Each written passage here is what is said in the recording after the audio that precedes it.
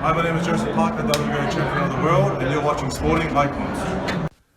Okay, so a few of you have asked me to do a post-fight review and give you my thoughts on Luis Ortiz versus Alexander Flores. Now, I don't really want to have to do a post-fight review on this one for a couple of reasons. Number one, we already knew what the result was going to be. It's a complete mismatch. It's just a typical PBC show of them putting their fighters in against absolute nobodies just to pad up their resume. So we knew that. And how the fight ended as well was just disgusting. Let's be brutally honest about it. Now, quite why this was a headliner, I have no idea. The PBC, Al Heyman, how can you choose an opponent for Luis Ortiz as a headliner of this kind of caliber? Out of all the fighters on the planet, this is the best one that you could possibly come out with. Why? Because he shared the ring with Joseph Parker, where Joseph Parker battered him. Because he either was, or maybe still is, I don't know, managed by Roy Jones Jr. I mean, what was the point to this fight? I don't understand what it was. Just another way of padding up a resume of Luis Ortiz. It's absolutely disgusting. And my reaction to this fight is very simple. Alexander Flores, you're a bum.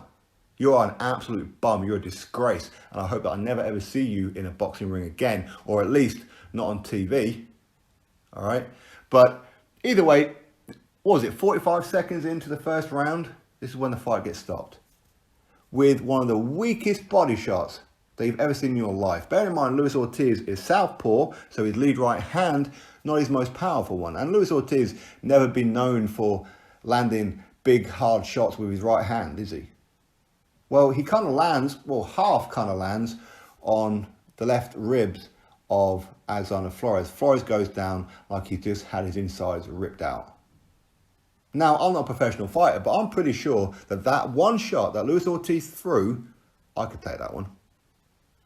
Even if I couldn't, even if it did hurt me a little bit, I'm either going to continue or I will get back up again. I probably won't be able to take what's coming on after it. I'm not going to deny it.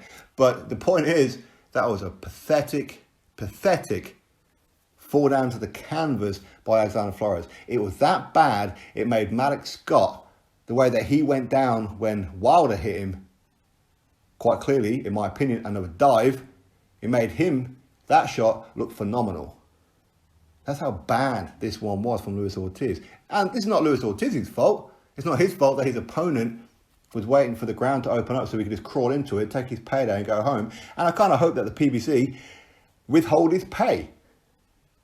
Not Ortiz, but Alexander Flores. But anyway, moving on to Luis Ortiz. Why are you accepting these kind of bum fights? Why is it that the PBC can only pull out an Alexander Flores? And don't tell me that how, well, he's trying to get these other fighters and these other fighters are not interested. A complete cobswallop. Complete rubbish. Rubbish. He's turned down $7 million to take on Anthony Joshua. He's turned down $2 million to headline against Dillian Whyte because he wanted to fight on the Wilder Fury Part 1 undercard.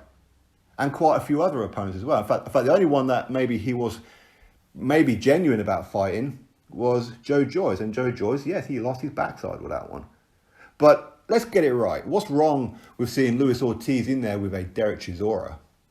What's wrong with, hey, you got a common opponent in Razvan Kajanu and now Alexander Flores, common opponent with Joseph Parker, all going well for Joseph Parker against Junior Farr. Why can't we see that fight?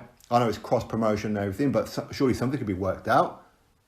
Luis Ortiz versus in-house fighters even. We know how PBC love their in-house fights. Andrew is Jr. What's wrong with that one?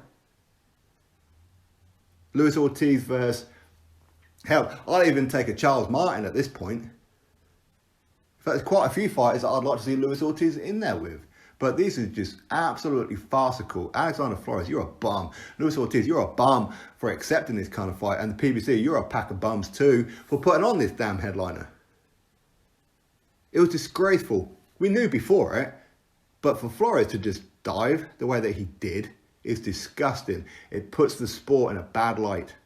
We're trying to get eyes back on the TV. We're trying to get people talking about boxing again, but we need it to be happening in a good, positive light from watching good, competitive fights. Not this kind of garbage. Alexander Flores, as I said, I hope that he never, ever features on a TV again.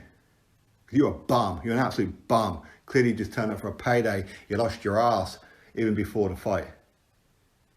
Just looking for a way to get out of it. Nothing really was landing from Luis Ortiz. Most of the shots that were landing for those 45 seconds up until he went down were landing on the gloves and the arms. Absolute nonsense. Nonsense. Drop your thoughts below. Click thumbs up, subscribe. Catch you on the next video.